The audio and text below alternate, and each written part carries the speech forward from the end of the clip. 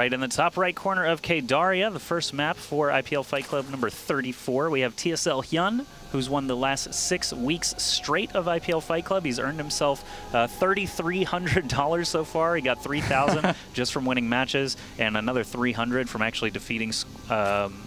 Yeah, Hyun knows. Hyun knows you can spawn anywhere on this map. He's played it enough times to know. So Titan has only crossed. No, at the moment, K-Daria is all 4 spawns. But yeah, he got $3,000 from winning matches and $300 from knocking off Squirtle and ending his streak, collecting that bounty. And here's our challenger this week. It is the WCS Russia winner, Roxkiss Titan, the blue Protoss down in the bottom right. Yeah, obviously we know Hyun style. He loves to get that macro, loves to make lots and lots and lots and lots of Banelings in all matchups, especially versus Terran, but even against Protoss as well. And has been known to switch things up from time to time. This map, obviously one of the bigger maps in our pool. With the close spawn as it is now, the rocks make a little interesting dynamic, but still it's pretty hard to rush on this map in general. That's right, and Hyun most likely waiting for 15 supplies so that he can check out his natural area. If there's no probe there, he can obviously just drop his hatch right away. It looks like I did just see some blue clicks, so the probe is going to be on its way, but looks like Hyun is not too worried about it. He's checking it out, and there's no pylon or probe to block, so he's just going to drop that hatch immediately. Hyun does like to move a drone over to the third base usually as well, just in case, but this time there was no threat of that probe trying to block him or be sneaky at all, so he just drops the hatch. Obviously, Titan is going to walk right past this. He doesn't even go into the main, though. Oh, okay, never mind. He's going to double back. He figures he's going to check out that spawning pool timing. Oh, yeah, no, he is actually going to build a pylon and go for perhaps a cannon rush here, as this forge is already done. And at the very least, that's going to force quite a number of lings. Yeah, I could actually kind of figured he was going to do this because he sent 2 probe scouts out. He wanted to scout the location as quickly as possible, so it either forces drones off the line, like it's doing now. He might just cancel this.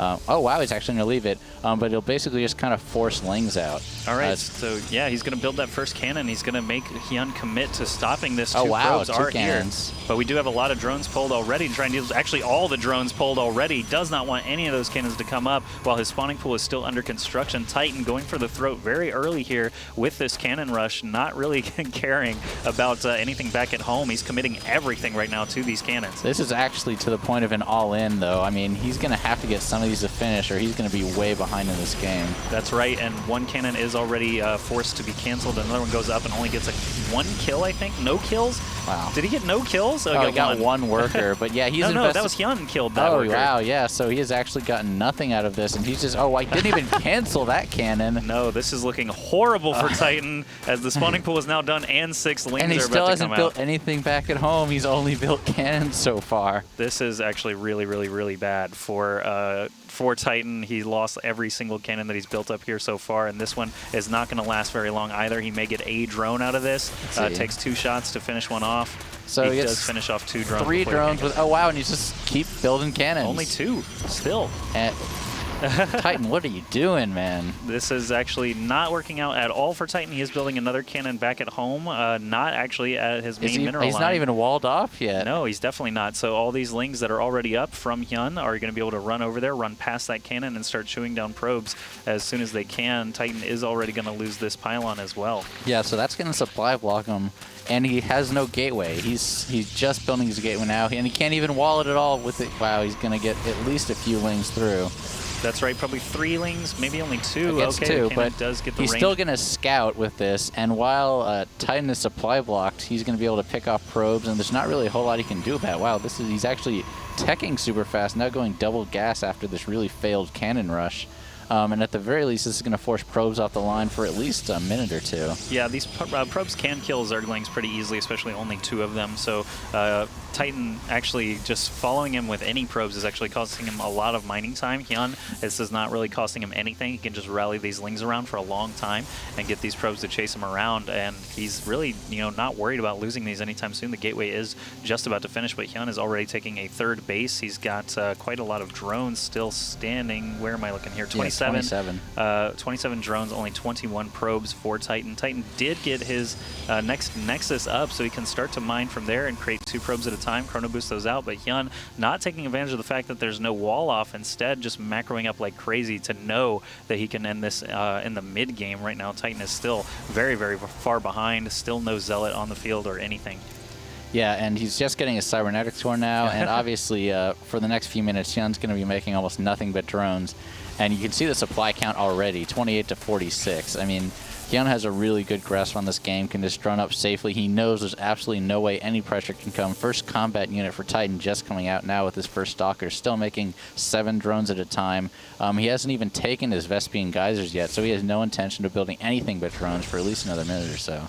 Yeah, he could just make huge waves of lings. Wow, macro hatch also he just put down. Yeah, he's playing this out like it's a normal game. I mean, really, he's not going to take any advantage of the early weaknesses of Titan. Instead, he's going to go along his normal game plan. That way, I mean, he usually wins games like this anyway. Yeah. So the fact that he knows there's no fighting units here, this is just going to put him over the top. I feel like Robotics Facility is coming up for Titan now.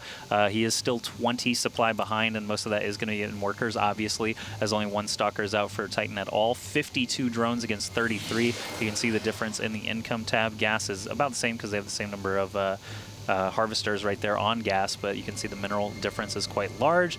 Obviously, this is going to give Hyun a lot of chance to make other buildings and stuff too with more drones. Lair is coming up now. He is getting Zergling speed finally. I'm really curious when he's going to start to actually just churn out some units. Roach Warren is going up now, so perhaps as soon as that's done, he'll start making some units, get roach speed upgrade, and then just go for the throat after that. This is one of the fastest 80 drone maxes I think I'll ever see because he's already at 53. He's making 7 at a time. He hasn't had to make anything other than a few lings.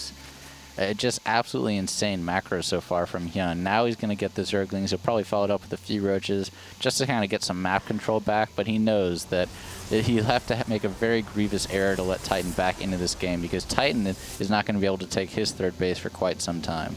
Man, I really think Titan tried to dance a little bit with his probe to try and basically fake out Hyun and try to hide the pylon, but then Hyun responded right away with that Overlord and spotted it.